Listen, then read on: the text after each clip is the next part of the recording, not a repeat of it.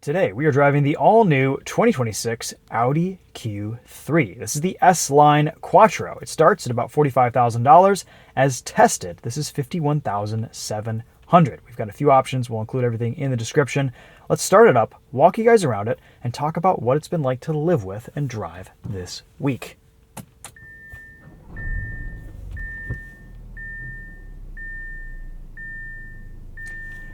All right, so as far as powertrain goes, we have a 2-liter turbocharged 4-cylinder. It makes 255 horsepower, 273 pound-feet of torque. That's mated to a 7-speed dual-clutch transmission. Pretty smooth once you get going, but off the line, I've had some pretty rough starts in this week. Not a new complaint for Volkswagen and Audi's DCTs. I have noticed, though, in comfort drive mode, it is significantly smoother, and we get better throttle tuning in that mode as far as just enjoyable drivability around town. We have some new things here with this Q3. Probably the biggest of which to note is this new turn signal stock, drive, park, neutral, reverse control, wiper control situation behind the steering wheel. It's just this kind of big panel. I like the inputs, the feedback that you get from your turn signals. They make a nice ka-chunk.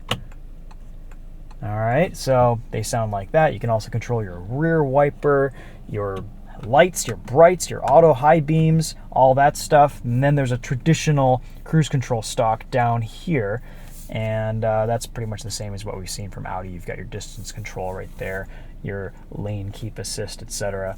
And then you've got a lot of unfortunate gloss black plastic in this interior. It just looks so crummy after a few days. It looks so dirty and dingy. Kind of the same deal with the steering wheel controls. It's just a panel that they've made buttons with. It's another one of those cost-cutting things that all car manufacturers are doing these days. We've got a SONOS sound system, which is really bad. It's not very good. I think it's slightly better than the GMC Terrain that we tested a couple years ago, which was maybe the worst sound system we've ever tested. So this is kind of up there with, I don't know, D tier, F tier, as Charlie from the Daily Motor would say. For the money, it's pretty poor performance, and I'm surprised it has a name like Sonos on it. We've got a new infotainment system here, which unfortunately has been pretty buggy for me this week. I haven't tried wired CarPlay. I've only been doing wireless CarPlay. Most of the time it'll connect, but it will randomly disconnect and then reconnect, and then or just not connect at all, or the screen will just go completely blank. So we've had some bugginess with that. Every time you get into the car, you have to reselect comfort mode because it'll default to individual. And if you have your air recirculation on, you will have to reselect that. All of the controls, all the climate controls are in the screen. Most of them you can operate with this constant icon graphic down here, but for fan speed control, you have to go into this extra menu, which takes a minute to come up while you're doing something else, and you can only multitask while changing your fan speed. So I would rather Audi do without some of these animations that they put into there. That takes a whole second to come up that your eyes are off the road. And so you can either manually control your fan speed or just press auto and it just blasts air at you all the time.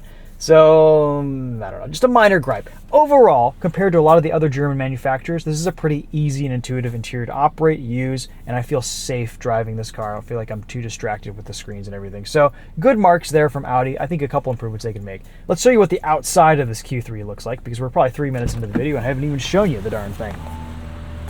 This is painted in a very nice blue. Can't remember the name of it, but it's in the description. And we've got 20-inch wheels, which look quite good. 255 40 R20s on all four corners. A nice looking new design here for the Q3. This is sharp. The packaging here is really nice. It's got lots of space in the back seat. Let's start by opening up the rear tailgate. That's powered. Starting price on this is about 45 grand as tested. This is 51.7. You get a compact spare tire, jack, all the necessary paraphernalia. And I like that this gets real door handles with proximity key on all four corners. A little bit of space to put things down here. Easy access to your ISOFIX points. These seats fold down flat and they kind of lock into place. So you got to pull up these if you want to operate them again. I had some car seats in here earlier this week. Everything fit really well behind me and my wife. Rear facing, forward facing, lots of room in the back of this Q3 for your family.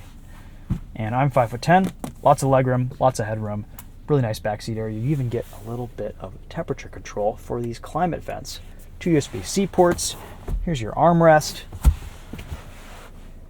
Pretty attractively designed interior. I like the look and shape of everything. It's just that the material quality here isn't quite on par with what we can expect from the rest of Audi's lineup. And I feel like this feels more Volkswagen than Audi in terms of materials. And I feel like for their entry-level model, they should have stepped it up a little bit more with some finer materials. Some of this cloth on the door and the plastic here just feels really cheap. And if you're going to entice buyers with your entry-level model, I think you'd want to give them a little bit better of a presentation. We've got a panoramic sunroof. Very decent fuel economy here. 22 in the city, 29 on the highway. I've been averaging about 27 combined in this all week. It sits pretty high, so you've got good ground clearance for inclement weather driving, any off-roading you might want to do. I like the look of it. It's got a nice high belt line with the taillights and headlights. Let's show you what the engine looks like.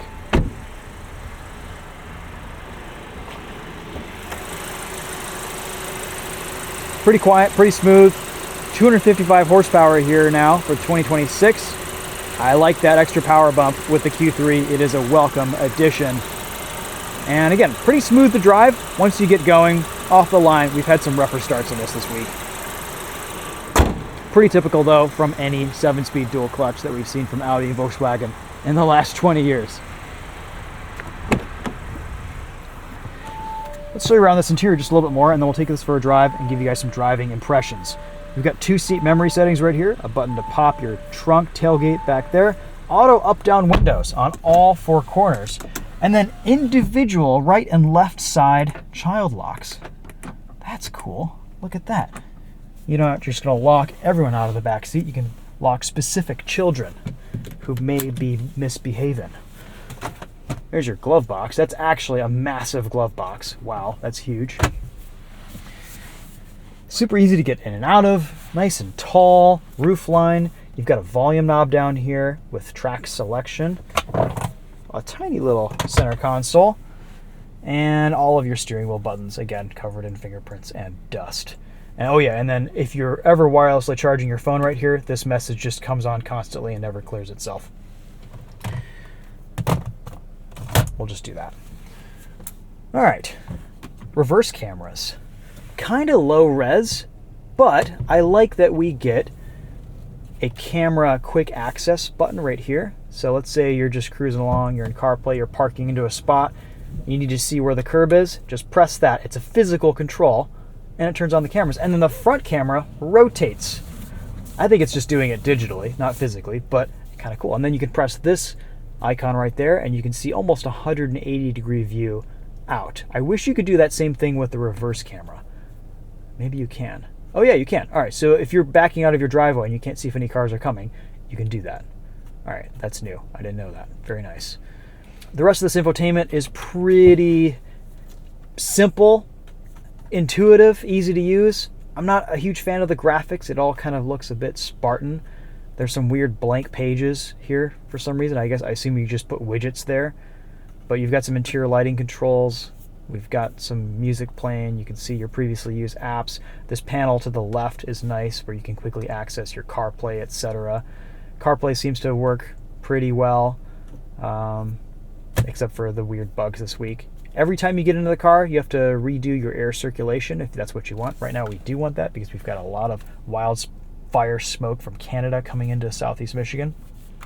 You get a heated steering wheel with one of 3 different settings. Heated seats right there. That's easy enough. And I think the rest we can just show you guys on the drive. Let's get into it.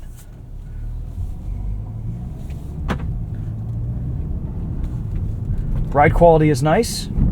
It's a little bit more NVH than I would prefer from these 20-inch wheels and tires, especially over rougher roads, bumps, potholes, etc. But ride quality itself is pretty smooth.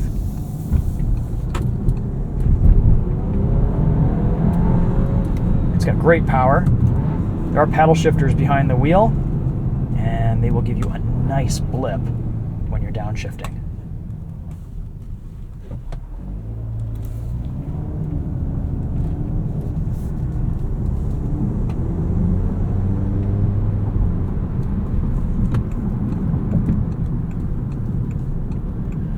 The turn signal is interesting. 90% of the time it sounds like this. And then sometimes it'll throw in an extra tone in there, a different tone. But it's not consistent after a number of clicks. So if you're sitting at a light, it'll go tick, tick, tick, tick, tick, tick, tick, tick, tick, tick, and then it'll go tick, tick, tick, tick, tick, just like it has been for another 30 times. And then it'll throw in a tick. I don't understand it, but it's been, I guess it keeps you alert and interested in what's going on. I don't know. It's kind of puzzled me this week a little bit. There are a few little glitchy idiosyncrasies and like funny things going on with this Q3. Nothing terrible, nothing super bad, but just, you know, a few little weird glitches and things that have been happening. They're all very inconsistent. First model year woes, I guess. What do you guys think about this gauge cluster? You have a few different views here. So you can choose between your TAC, your safety settings, your map. If you're running Waze, that'll project on there, which is kind of cool. And then you get this minimalist view, and then you can see more things in your minimalist view. None of it, though, is really attractively designed or laid out. Audi used to have the best gauge clusters in the business, and then now that we have these digital ones, these screens, they just kind of look very bland and boring and, I don't know, not that sexy. I kind of just like putting everything away. This minimalist display looks really basic and just kind of empty, but I guess it's better than looking at these other things. Alright, cruise control. This works pretty well. I like the adaptive system in this Audi Q3. It follows pretty closely at the closest following distance. You can skip 5 mile-an-hour increments by double pressing on the stalk. This whole stalk situation is actually pretty well designed. It's a nice system. It's a nice setup. It works well on Audis. It works well on Porsches. And it's just nice to use. You can have your lane keep assist right there too. You got to hold it to turn it off. Not sure what's going on here. We have another Audi. It looks like it's their first time driving. Steering wheel does feel kind of big in here, which isn't too much of a complaint. Steering is super light. See if I can turn off my lane keep here. I'm going 11 miles an hour under the speed limit.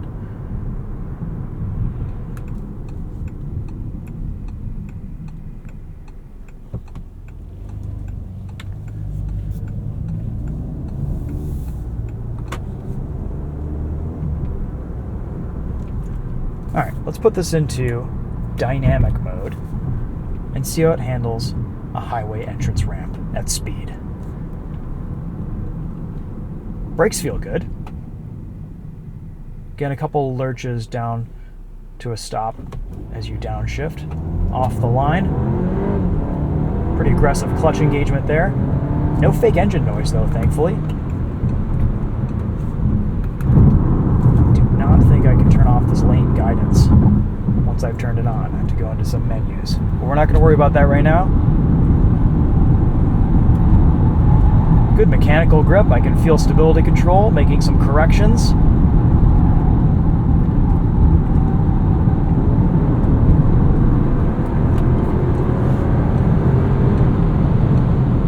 Definitely would categorize this as a more sporty driving experience. A little bit of wind noise here at speed. A little bit of tire noise. A little bit of NVH over bumps. Not the quietest cabin. So if we go into comfort, will that self-clear? Let's see if it does.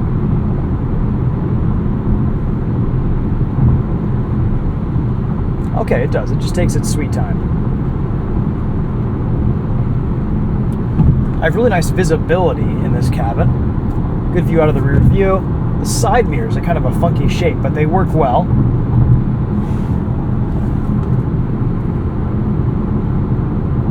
We do get a head-up display, but you cannot see it for the life of you with polarized sunglasses on. You always just kind of have to tilt your head a little bit to see anything.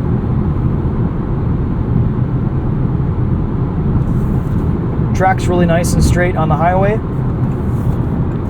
And again, I like the tactility here of the turn signal. It has a nice weight to it.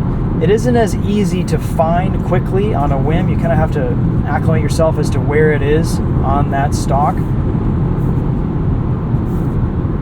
But I've gotten used to it after the last few days.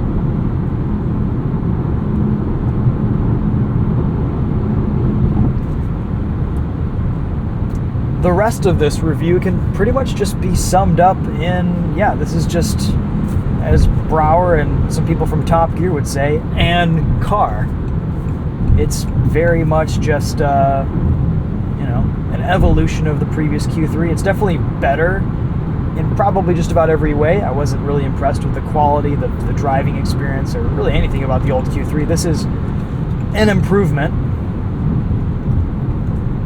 The only thing that probably isn't an improvement, though, is the sound system, which is just terrible. Let's listen to that and give you guys a quick taste of the sound system here.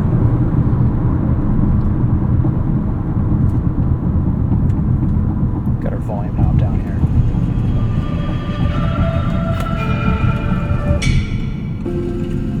Yes, definitely the worst in-car audio system we've listened to so far in 2026.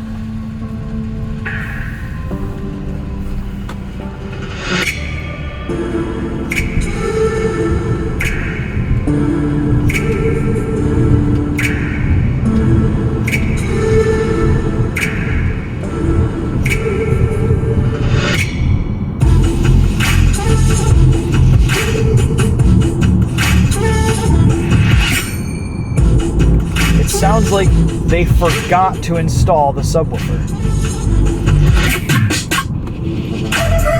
Ooh, it's bad. I can't listen to it anymore. It's really, really bad. All right. Let's listen to the engine.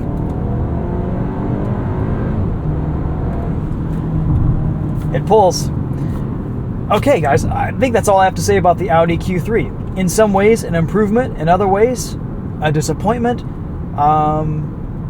In all ways, still just an Audi Q3. And I think that'll wrap up my thoughts. Thank you so much for watching. We'll see you guys in the next video.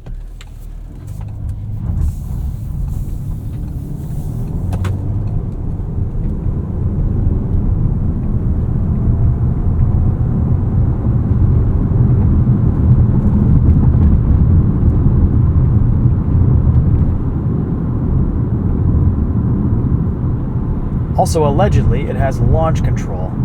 So we've got traction off. We're in dynamic sport mode. Let's see if it works. It said ready. I don't think that was launch control. Didn't feel like launch control. We'll leave traction off. We'll toss it into this entrance ramp here.